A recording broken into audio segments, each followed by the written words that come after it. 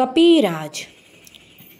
एक राजा के बगीचे में बहुत सारे बंदर रहते थे। वो वहाँ कूद फांद और खेलते रहते थे। एक दिन उस बगीचे के द्वार के नीचे राजपुरोहित घूम रहे थे। उस द्वार के ऊपर एक शरारती बंदर बैठा था। जैसे ही राजपुरोहित उसके नीचे आया, उसने उसके गंजे सर पर बिष्ठा कर दी। अचंभित हो पुरोहित ने चारों तरफ देखा, फिर खुले मुख से उसने ऊपर को देखा। बंदर ने तब उसके खुले मुख में ही मल त्याग कर दी। क्रोधित पुरोहित ने जब उन्हें सबक सिखलाने की बात कही, तो वहां बैठे सभी बंदरों ने दांत किटकिटाकर उसका और भी मखौला उड़ाया।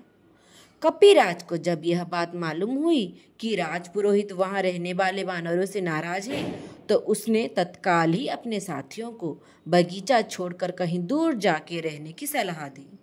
सभी बंदरों ने तो उसकी बात मान ली और तत्काल वहां से प्रस्थान कर गए, मगर एकदम भी मरकर और उसके साथी वहां से ना गए और वहां रहने लगे।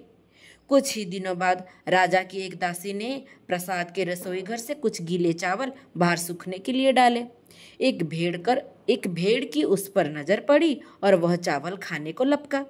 दासी ने जब भेड़ को चावल खाते देखा, तो उसने उसको एक जलती लकड़ी से मारा, जिससे कि भेड़ की रोम जलने लगे।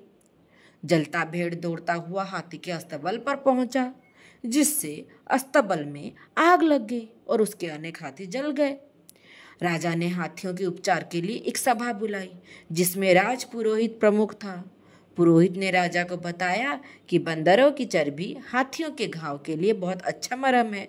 फिर क्या था, राजा ने अपने सिपाहियों को तुरंत बंदरों की चर्बी लाने की आज्ञा दी।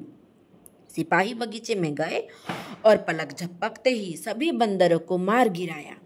महाकपि और उसके साथी जो अन्य बगीचा में रहते थे, वो अपना शेष जीवन आनंद में बिताते गए।